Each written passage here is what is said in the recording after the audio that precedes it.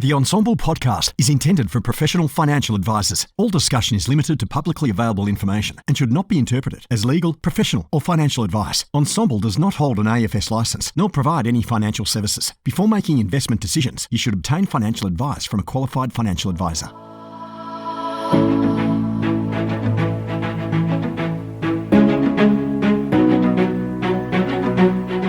G'day, Clayton here from Ensemble. Thanks for joining me for this podcast. It's a pleasure to be able to do this from time to time. Hopefully you enjoy. If you're not already on Ensemble, please go to ensemble.com or find us in the App Store. This podcast is proudly brought to you by 360 Health, MetLife's award-winning end-to-end health program designed to help your clients defend against serious health conditions so they can live healthier for longer. MetLife's 360 Health provides quick, easy and discreet access to over 50,000 leading local and global specialists, including general practitioners, doctors, psychologists, specialists and mental health clinicians. Talk to a MetLife sales manager today to find out more about how you and your clients can access expert medical support and guidance from the comfort of your own home.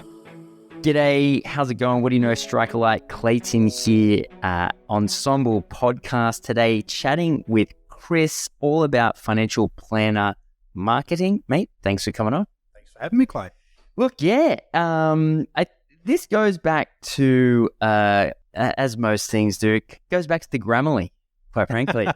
A little tip from a marketer to a financial planning. Yes, absolutely. Content. Absolutely. And I mean, when I think about Grammarly, because we're a growing business, and so things like the written style guide was really important to me. Yeah. Because we had some people whose first language wasn't English. Yep. And I would always see these little things that bothered me. Yep. But now that I've got this ability to just permanently remove the word, for example, that. Yep. That can be removed 90% of the time.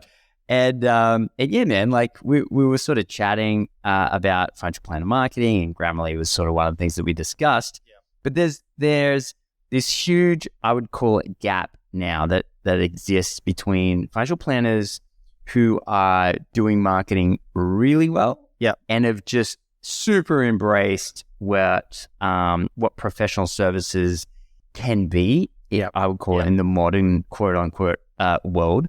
But then you've got a whole lot of financial planners who are still very much of the opinion that they can just outsource everything still. Yeah. And not play that, I guess, important role. Yeah. And so someone like you who works with a lot of financial planners, you see what works, you've seen what hasn't worked. Yeah. And I thought, what better opportunity than just to sit down and chat with you. So, my man, when it comes to financial planners, let's start high level. What do you see work and what do you see that doesn't work?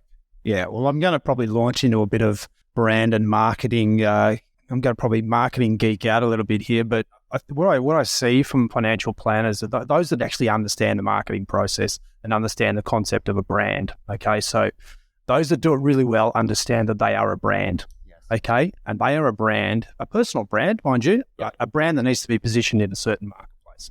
So they understand that by developing content, they are creating a brand for themselves and positioning themselves, I suppose, ahead of other financial planners because they're producing content, putting their viewpoints forward on financial planning, and really trying to drive a message home about them having an expertise, maybe in a certain area of financial planning, or it might be general. But at the end of the day, they've understood that they need to be on the front foot with creating content, creating a brand for themselves, and being really, putting themselves out there, if you like, and putting content out into the marketplace. Whereas some financial planners don't. They kind of expect the leads to just come. Look, I've improved my website. I expect those leads to come. They don't see the need to put content out there and really position themselves within the marketplace, which is what really marketing is and what branding is. They need to really understand that in order to then generate, because what many don't see and what don't understand, and it's what I call the silent salesperson. Okay, so say in the financial planning game, there's a lot of referral business that gets put forward. So you're referred by someone who's happy with your work. But what does that customer do? They invariably search for you and try and check you out. So what does your silent salesperson look like? Yeah. So they're out there searching. They're right. I've just been referred this financial planner. Don't know anything about him. What do? They go onto Google. They go onto everything else. Search, and what does your silent salesperson look like? If it's crickets out there and if there's nothing out there, if your social footprint isn't very good, if your LinkedIn footprint's not very good, if your profile's not complete, if you don't have a profile page on your website that actually highlights your expertise, what are they going to find out there about you? And what are they going to understand about you as a brand? So that's one thing, that those that do it well have a fairly good social footprint, online footprint that people can actually see, good reviews, a complete profile on their website, a good photo, a nice photo, not a stock photo of the guy who looks like the former Prime Minister. Can't remember his name, but it's just, there's this photo that keeps getting used in financial planning. Yeah. The classic. Yeah, the classic. Malcolm Turnbull. Looks like Malcolm Turnbull. That was the one I was searching for. Every time I see him, I go, as the as the guy. But yeah, that's how I see the people doing it well are a brand, and they are really position themselves very well in the marketplace. Yeah. Would you say marketing is more important now than it was in the past? I think it's more accessible.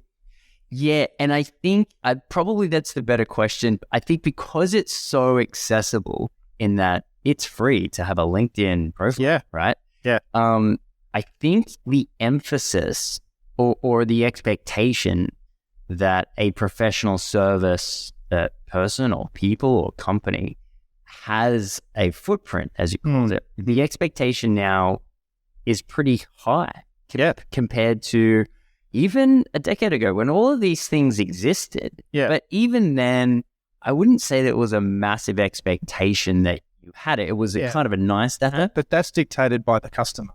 Yes. The customer has driven that. So what does the customer behavior model look like? So that's the thing you really need to think about in marketing. It's a customer decision-making process that occurs. So the customer doesn't, we no longer look in yellow pages for a financial planner. We no longer do these things. We look online, we do all these things. So at the end of the day, the customer is driven the need to build that silent salesperson and really understanding that how important information search is as part of the decision-making process. Because ultimately, the customer is looking there to make a decision. They've driven, they dictate how you are found. And you need to be there, available. And majority of the time, people are spending time on social media, spending time on Google. So if you're not, if you don't have a Google review, for example, it's gonna, not that you're gonna lose the lead. It's not. It just helps. It's a credibility factor that it probably means that the emphasis is going to be more on the sale within the meeting room.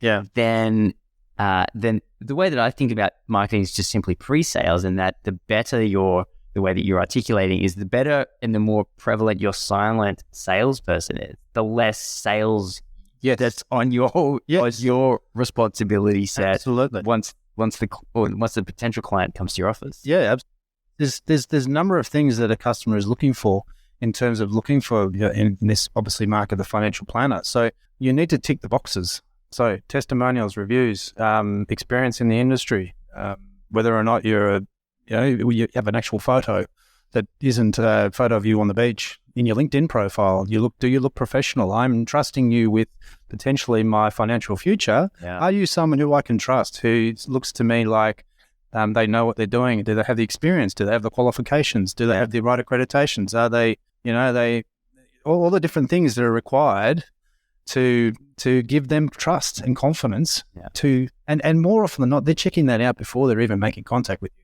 Someone may have actually referred you, but they're yet to actually make any contact. They've yet to pick up the phone, but they will know all this stuff about you before they walk in the door to have that first meeting, that discovery meeting. And if I think about the way that I do referrals to financial planners, because I obviously know quite a number of them, the questions I asked are, what are you looking for in a financial planner? Where are you in Australia? Does it matter if they're remote or not? Yada, yada, yada. I'll do a somewhat of a mini fact find. Yeah. But then I'll offer them a few options. I'll say, well, by the sounds of it, someone like this might be applicable, and I'll give them a handful of options. So I'm giving someone a referral, but I'm not emailing that person and the potential advisor to introduce them. I'm saying, do your own due diligence on these practices. Yeah. And at the end of the day, it's up to, so even a referral goes through the process. And I do that sort of, I would call it, I've never been told to do something like that, but I just feel that's the normal way that I buy something. Yeah. As I like to go through a journey of researching things online. Yeah. And so all I'm doing is really just whittling down the options for them to get started. But still the journey between the person looking for the advice and the practices that are putting information out. So what you've actually articulated is the basically the customer decision making process. Okay, it's marketing 101. You learn it first year of at marketing school. Okay, it's first step, need recognition, problem recognition. There's a problem I need solving. Yep. Okay, there's a problem. I need some help with my finances. I need a financial planner. Then there's the information search phase. So what do we do then? We go and search. So it might be that someone rings you and says, Clayton, do you know anyone who can help me do X, Y, Z in financial planning? What you've demonstrated there is the evaluation of alternatives, which is the next phase of the decision-making process. And that's what we all do. In every decision that we make, whether it's what are we buying for lunch? What are we buying a new car? Are we trying to find a new financial planner, get some life insurance, do all these things? I need, income protection. I need income protection. There's your problem. Information search. Who should I use to get my income protection insurance? Google, ask friends, go through that information search process. Then you whittle it down to the alternatives, which is what you just demonstrated there.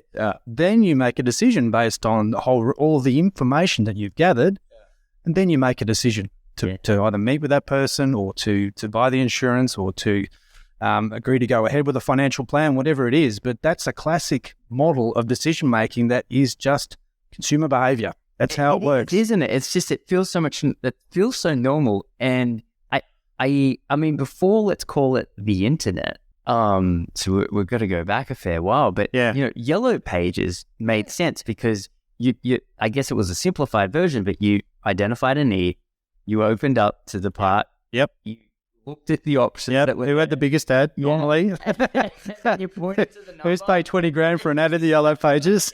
Probably they must be doing well. Yeah, exactly. And then we got the phone and call. That, I guess that was just a hyper accelerated version of what we have now, which could take months or years. Yeah. And really the marketing process or the ability to market yourself is just being findable, searchable, being available when people are going through that process. And the other thing is to be able to articulate how you can help solve their problems. So that's where the content comes in. So how are you solving their problems? What are the case studies that you have? Yeah. Where you've helped someone who you may have secured income protection insurance for them. Yeah. And something's happened to them overseas, and then they've actually been very lucky that they had that involvement with your business. Yes. And they have income protection that is paying them until the age of 65, and they don't have a financial worry. Yeah. It's those things. So it's that, how have you articulate? And this is where, when we talk about content, what content are you writing? Are you talking about how you're solving people's problems, and what are the major problems that are out there, and the emotions around finances, financial planning and finance is an incredibly emotional thing. It's I think it's statistically, I wrote a piece of content for a client once that said it's the number one cause of divorce, I suppose, in the country. Talking about money problems, talking about money. People don't know how to talk about money. That's right. How do I approach this subject with my partner? So there's a lot of emotion around money and financial planning and the decision to go ahead with a financial plan. And you need to be aware of that and talk to that when you're looking at producing content. It's not just the decision to go with someone can be very much based on emotion. We know that from a fact in marketing. 80% of a buying decision is emotion. Yeah. Think about real estate. Yeah. Yeah, exactly. Epitome of it. Exactly. So using emotion and creating content that does hook into those emotional needs and problems is very, very powerful in terms of driving and driving your personal brand as a financial planner and driving inquiry and making people feel comfortable that you can help solve their problems because you've done it before. Yeah. Well, I always like to think about one of Ensemble's co-founders and he sits on the board still is Ben Nash, and the bearded advisor, and he's done quite well for himself. And I always like to sort of stay on top of what he's doing because he tries everything. And he's done a lot in this. And one of the things that he's told me that works really well is exactly what you're saying in terms of a case study. As simple as these people came in, this is what they look like, this is what they wanted, this is what we achieved, this was the outcome. Yep. And it's really simple. It is.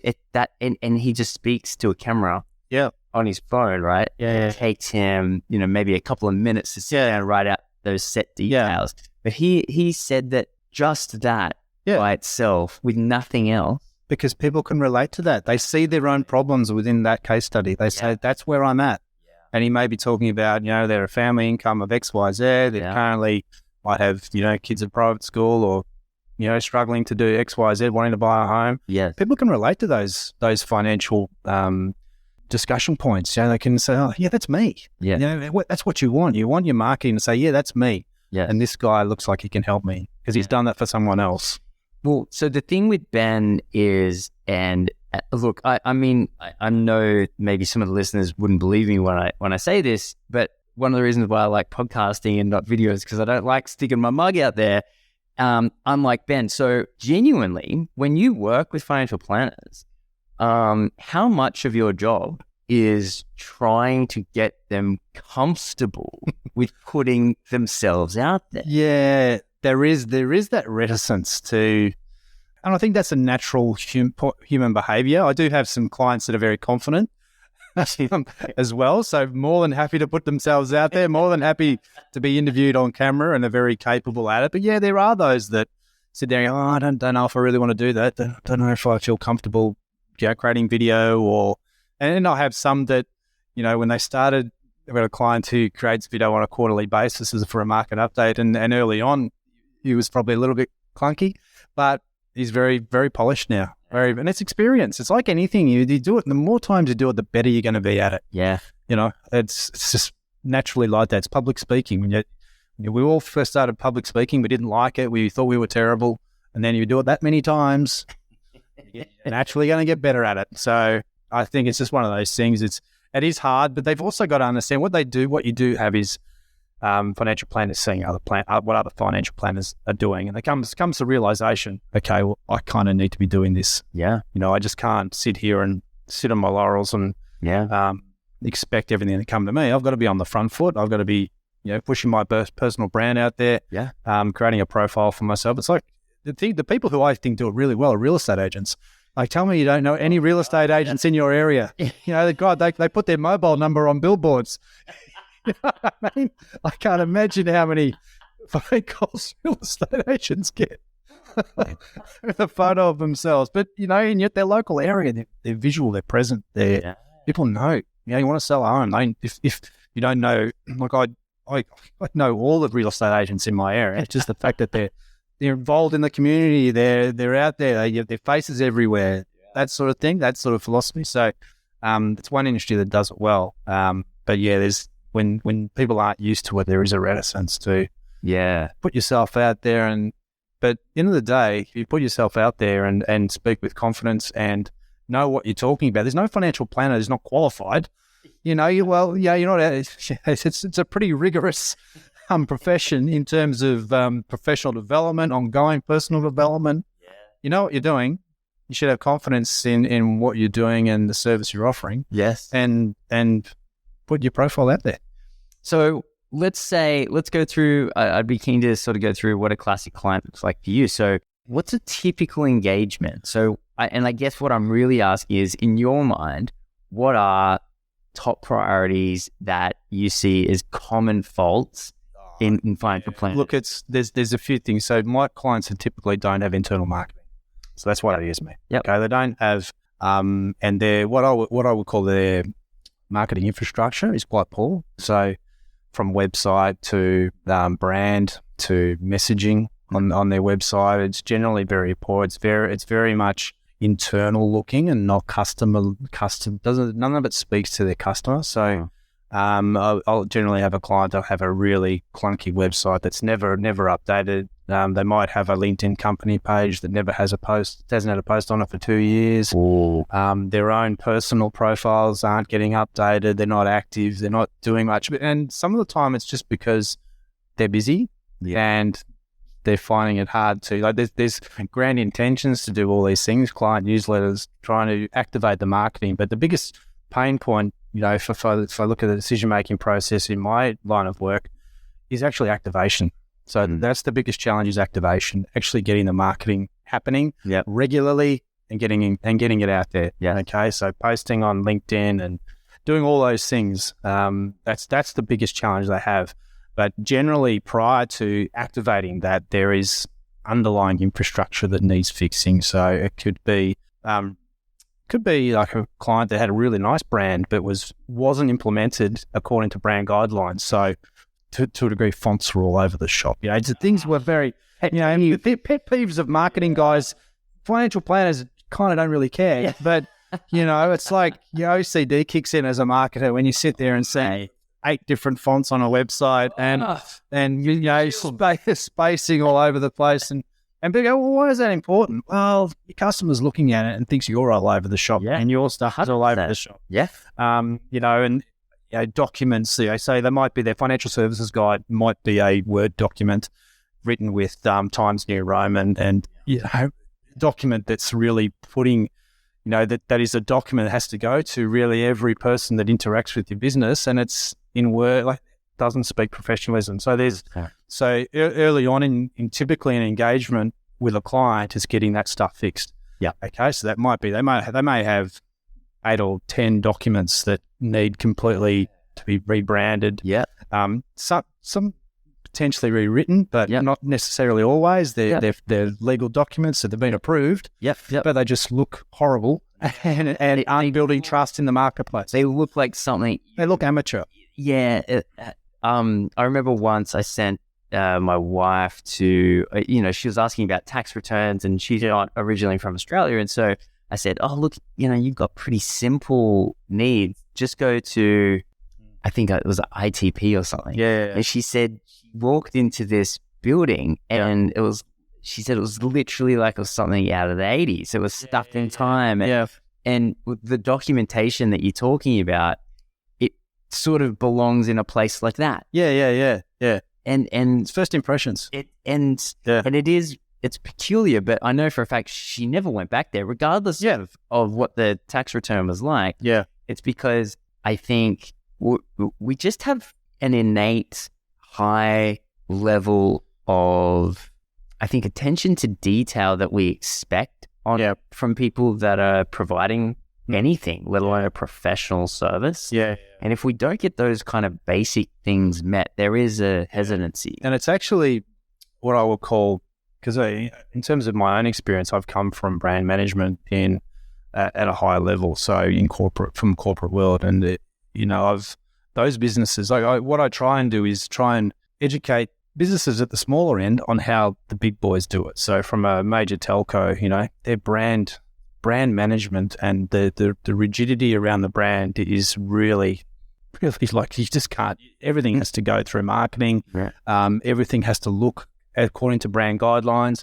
And there's a very good reason that those companies are the size they are, because of the structure around that. Yes. And the importance of that to attracting customers. That's the thing they don't understand. Oh, this is not important to attracting customers. I just got referred to someone the other day. And but it's that person who walked into your shop and walked straight back out because of poor branding, poor visuals, the poor environment that you've created for them. There's all those things that the clients you don't know you're missing out on. Again, the silent salesperson, that's part of it as well. the environment that you create, your office environment, all the things. I remember back in my sort of those brand management days where, the office would be branded completely. It was just like this. It was full on and everything was, and I was actually the brand manager. So my role was to actually educate everyone. So I'd have to approve all this stuff. Wow. And it's fine because now I've got that full on trained mentality of everything has to be on brand, and Yes. you can't let that go out. This is not where we are. That can't go into the marketplace. Yeah. So trying to get that understanding, and the challenge that you have when you have the smaller business is getting underlying staff to know that they shouldn't be putting anything out in the marketplace that's not on brand, and because people just don't know, they've never been exposed to it. They've worked in big corporate, they will have been exposed to it. But if they're just working in a small financial planning firm somewhere out in the country and they let something out, Understand as well. a lot of people don't get it. To get my head around it. Yeah. I when I first launched my company, I was with Hillross, and Hillross had all these brand guidelines, and they'd say, "Well, it has to look like this," and I literally say, "Okay, yeah, cool," and then go design something that couldn't be further away because I just asked someone online to do it for me, and then someone from Hillross would say, "Hey, well, this is super different to what," and I'm like, "What do you mean?" And they're like, "Well, look at the font," and I was like, "Oh, you mean you want me to use the same font?" They're like, "Oh God, at the bare minimum," and so it would take, if it's not something you're paying attention to, it does take a little bit to get your head around. But I think the moment that you do get your head around it, all of a sudden you notice the internal, let's call it the feeling that let's say I have when my engagement with a particular company is uniform. Yep. Even if I can't express why that is or how that is, it's unconscious. there's a sense of calm and Comfort. things of knowing what they're and part of me feels like I was watching Ricky Gervais talk about something, I think just the other day, when he said, he gives ridiculous requests when he performs occasionally. I think I saw What's called a rider. Yeah. And he said, but you want to know, it's more can these people pay attention? Because if they can pay attention to the ultra small, you just innately feel like they can take that they're paying attention to the ultra big thing. And that's sort of just a natural extrapolation of logic. And so as you go through and the feeling and the experience is uniform, it's not that it has to be the most beautiful, but just that it's uniform. Yeah. All of a sudden, I feel just more confident that people know what's going on. The barriers to the purchase decision are slowly removed. It's part of the process of, as soon as, I liken it to, like, if you take it out of financial planning in the corporate world, if you look at going to the supermarket and your favorite brand of mayonnaise changes its packaging, it throws you for an absolute loop. Because you go, I don't know, is it the same one? I don't know. It looks like the same one, but I don't know. And there's a law of what they call the law of just noticeable difference. So 10%, and it's a law related to pricing as well. So what will people notice? So if you change the packaging on something over 10%, so is it greater than 10% change? Yes. Then that does impact the decision to purchase. So packaging is obviously big and important in FMCG and going to the supermarket. It's a big part of the marketing. Same with pricing. If you put your prices up lower than 10%, people go, that's fine. Put it up higher than 10%, then they start to notice, and then they start to. So there's these laws that and that's one of those things. In that environment, you go, yeah, you're actually right. It does impact my decision to buy something. When something's one thing one day and then looks completely different the next. Yeah, it's the same product, it's the same packaging, it's the same cheese in the packaging. Yeah, but you've changed that much that now I've lost a bit of confidence in that I'm actually buying the thing that I'm used to. Yeah. So I will look at something else. Yeah. Or look at another type of cheese that I might then become brand loyal to and so forth. So it's just, that's trying to bring an example together where it's, because I know the common thing with brands, financial plans, it's not important. Yeah. But it really is important. Yeah. It really is. So I agree. And if I think back to when I first started goodness, my financial planning company, this would have been 2013, so a decade ago. I really knew nothing about marketing. And I remember I went to some sort of marketing event for financial planners, and someone was at the front talking about how important social media marketing was. And I was 30 years old at the time, so I was probably the youngest principal advisor in the room. But I was sitting up the back with a couple of the old boys, and they looked at me and they said, "Are you convinced?" And I went, "No." I wasn't convinced that I needed to do anything in that space. Yeah, because you're achieving a certain level of success without it. But I just think that this day and age, it's so hard to not do it, that if I could go back to myself 10 years ago, I'd say, you might want to rethink that strategy. Yeah. I think from a social media point of view, it just helps that people know what you do as well. And I don't mean that from necessarily a pitching business point of view. Yeah. You know, you have a network of people that know you. If you're a financial planner and they don't know you're a financial planner, then that's a bit ridiculous. Yeah, they should know what you do. Yeah. You know what I mean? Like, it's the easiest referral they'll ever get. But they know you, they like you, they trust you. They just don't know what you do. You know?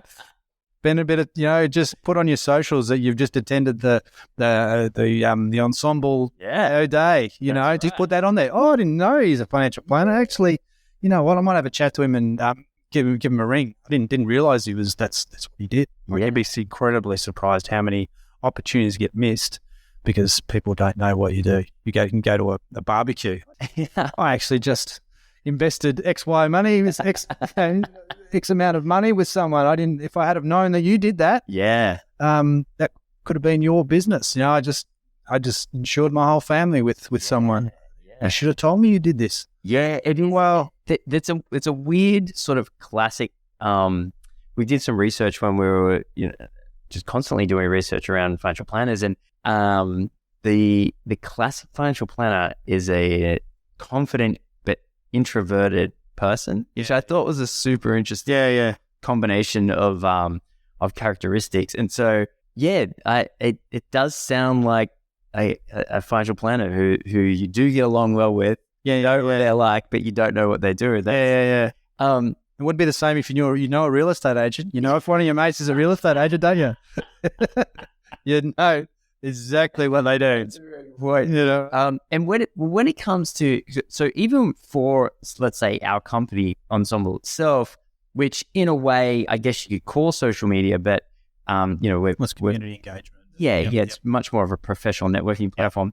Even with a company like us, like I was going through with someone in the team earlier today around what we should be posting about. Yeah. And so it's a little bit different with us because we're constantly releasing education, whether it's podcasts or, documentaries and everywhere in between. But I've sort of started saying, hey, we need to start saying things about our company, not just promoting content. Promoting content and education is great. It's what we do. But we need to actually start talking about who we are as a company, what we do, because I would say even though we've got a third of the market, there's still 2/3 that aren't on our platform, right? So there's a massive gap for us to fill. And we were kind of, I'd go back and forth with a couple of people on the team and they'd say, what about this? And I was like, nah, not quite. So I actually had to sit down and sort of go through a couple of like Twitter and LinkedIn's that I follow and say, okay, well, these companies are doing these type of things well. And then I was able to kind of break it down into different categories. And then from there, you can kind of mind map out some solutions. But my point is, for a company that owns a social media platform, even we struggle with how on earth we should talk about ourselves and write about ourselves.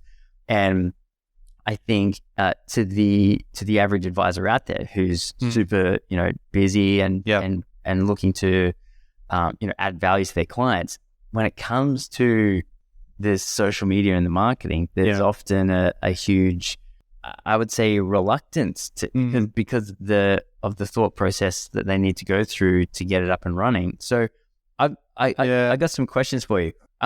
What have you seen that, and you don't have to mention any names. Yeah. What are some of the funniest, like, either lack of attention to detail or just like super missing the mark that you've seen in your career? It doesn't even have to be financial planners. God, you could have pre-warned me on that one. I don't really have. I mean, or even when you used to do the big branding sort of stuff. Yeah. Did you ever see something come out that was just super far off course? Constantly. Yeah. It's a constant. It's always a constant battle with documents going out. That's just Someone's just mocked up in the corner. Yeah, literally just mocked up. Well, like I've had even more recently. I don't use Canva as an example. Canva's a great tool and it's actually a tool that you'd probably recommend to financial planners. I don't use it. I use Adobe Creative Suite because we design stuff. But it's just, I put together this on Canva. It might be an employer of a client that has decided to put a document together that's to go out to the marketplace and completely off brand, created in Canva, looks, like a template. Oh, and, has little caricatures in it and all sorts of stuff. And I'm like, oh my God. Clip art, good old clip art. Good old Malcolm Turnbull probably turned up in there as well.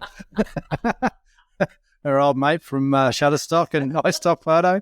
So I'm financial planning client. Yeah. But when I'm going to go back to the point he talked about what to post about your business. So there's, you would have potentially done work on mission, vision, values, and all those different things. So articulating to people what your vision is for Ensemble, even. Yeah. You've got a group of people that are part of the journey. What is your vision for the business? There's that sort of stuff. What's our mission? What are we here to do? A lot of these things are your brand. So your brand story. Yeah. Where have you come from? Where are you going to? Yeah. Why have you gone from XY Advisor to Ensemble? Yeah. Why? What was that decision? What are you hoping to gain for that? All those different things. And take people on the journey. Your brand. Take people with you on your brand journey. Yeah. And have them, because they're part of a community. They're part of a collective group of people that are obviously like-minded, wanting to see the industry grow, and want to be a part of Ensemble, and they need to buy into that as well. If they don't know what it is, it's a good point. Yeah, it's a really good point. And from a financial planning point of view, I can imagine that would be identical for them as well. Like, absolutely. Look, that's something I get into when we engage with a client. We go through a branding workshop. Even if may have gone through something like that before, what are your brand foundations? What's your brand personality? What's your vision for the brand? Why do you exist as a business? What's your ultimate goal? What are the, and articulating all of that really gives clarity and allows you to create that story and that messaging to talk about your business and take it into that emotive space as opposed to rational, we're just a financial advisory firm. No, you're not. We're helping people live the life that they've always wanted, where, we're helping people to, fulfill their dreams. Yeah. From owning their own home to wanting to travel all the time. What does your future look like? What do you want for your future? It may not be that you might necessarily want $5 million in the bank. Yeah. You might be just happy living in here and just being able to not rely on government pension and have enough in super in order to live a life post-retirement. So not everyone's financial goals are the same, and being able to share how you can help people through your vision, your mission, your marketing messaging that is emotive as opposed to we can provide financial advice, then you're going to hook in. And what's interesting about that is if I look at a company like the Wealth Designers, originally over in WA, Troy McMillan, but have expanded around Australia. A lot of the early, inspiration that Ensemble back then, XY, had in terms of what it meant to produce good financial planning, a lot of it actually came out of, and I've had the chance to tell Troy this, his sort of messaging back in the day. It was some of the only stuff that was out there that was very lifestyle driven. It was very sort of approachable, and he is a bit of an OG when it comes to putting forward financial planning as an aspiration that people should have. Yeah. Now, interesting, even he just went through a massive rebrand. Yeah. Massive rebrand. Yep. I sort of just thought of that when you said even if someone had done this a while ago. Yeah. Because although he was and myself included was very impressed with what he had done previously. Yeah.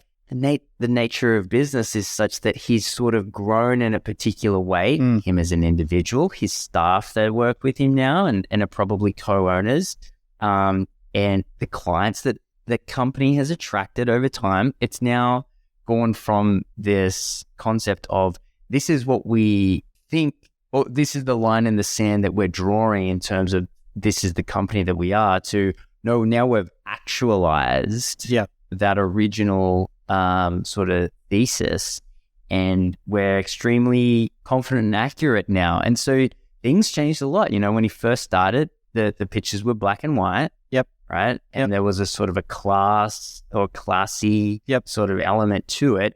That's now been sort of replaced with a lot of greenery. Yeah. So when now there's pictures of his office and there's lots of plants around, lots of light, lots of open. Yep. And it's not so much the suit and tie, which it was previously. It's loafers. Kind of thing. And what really struck me about that is, look, he probably did it better than anyone. Yeah. And his company approached it differently after a decade. Yeah. Well, your businesses evolve. Yeah. And at the end of the day, you it's not always going to be the brand you created 10 years ago. Your business isn't going to be the same business 10 years from now. It's going to be a different business. All of our businesses are different. Yeah. And it's going to require could potentially be a name change, can be a identity change, an identity refresh. If you've still got a website that you built 10 years ago, then you are cool. Good job. I'm actually reviewing one at the moment, which is about 10 years old, and the world has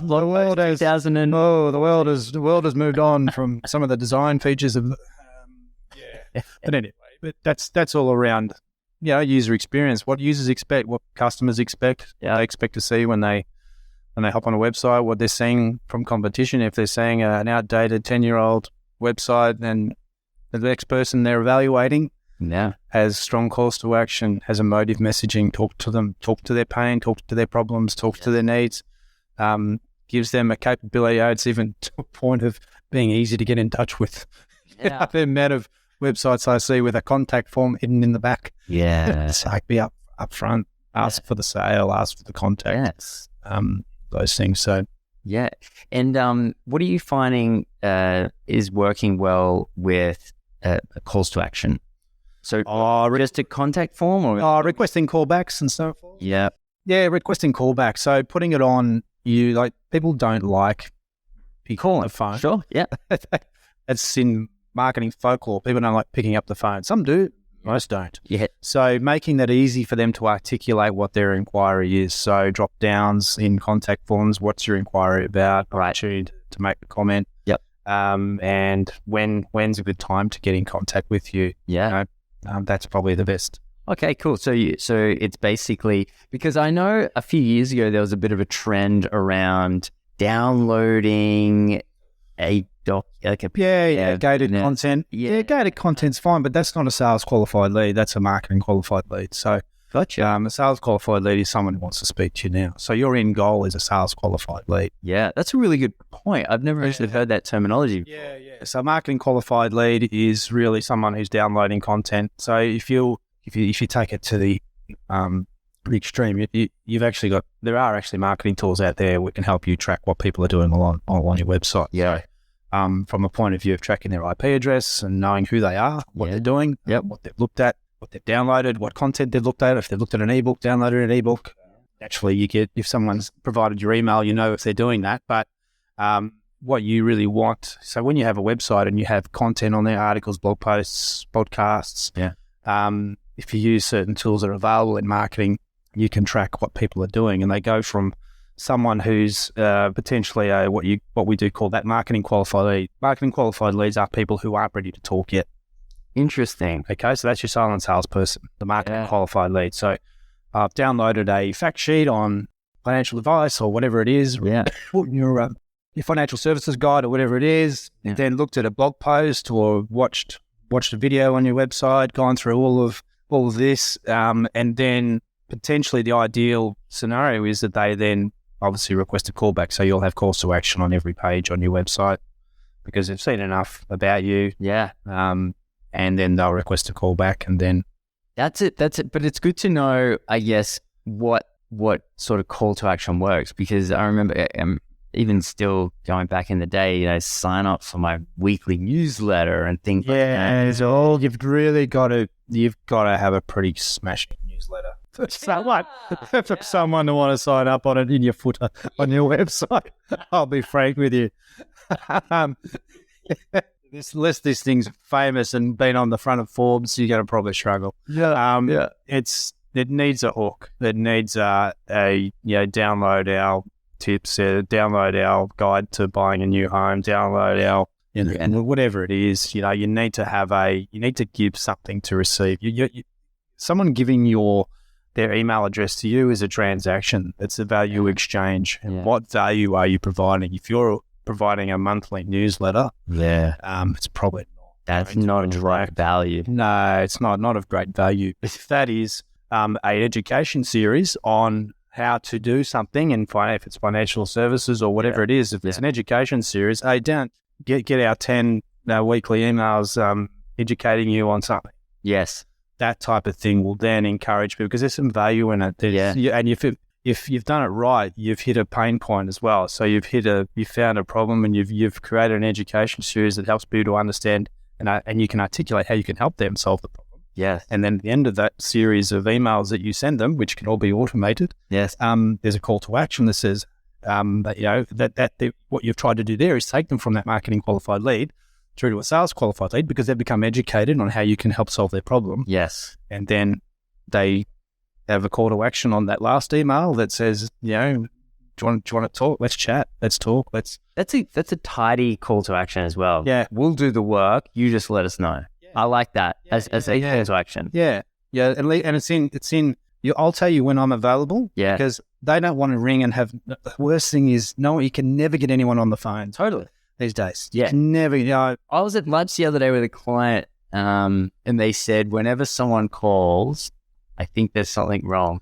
Yeah. And I was like, that's the epitome of people hard to get on the phone. Yeah, exactly. So you just need to make that easy. You just need to remove that barrier. Yeah. And say, hey, when's a good time to call? People are busy. People have got families. They're, call me this time. Yes. No problem. And then they're ready for the call. Yep. They'll pick up the phone and on your way. Speaking of calling and speaking of people getting in contact, how do people find you? MarketingHQ.com.au. Google Chris Dale, MarketingHQ. You should be able to find that. We'll joke. It's really confusing what I actually do, isn't it? My business name. Yeah. Really found it hard to articulate. Yeah, what we actually do. Marketing HQ. It's sort of it's not exactly lost in translation. Yeah. And our tagline being "Put your marketing wheels in motion." So it's about activation, making the rubber hit the road, and so forth. So yes, I'm on LinkedIn. I'm not necessarily I don't actually drive a lot of leads through social media, like in terms of Facebook and so forth. Like you'll find me on Twitter, but it's not really an active platform for me. But yeah, I'm on LinkedIn. I'm managing LinkedIn accounts of many clients. So posting, posting on people's behalf. But that's me, marketinghq.com.au. So, well, mate, thank you for coming in. I as someone who shares an office with you, and I was saying the other day, it doesn't surprise me at all that the marketing guy already owns the address. So whenever I invite someone with the calendar, they get a marketing address. Marketing HQ. Yeah. That was the first thing I did. Because I knew you blokes wouldn't be clever enough to figure out your Google. Definitely not. Your Google business platform. Still, I could probably claim all of your businesses on Google. and scrub you all. Just remove all competition. Well, mate, thank you so much for coming on. Really appreciate it. Thanks, Clay.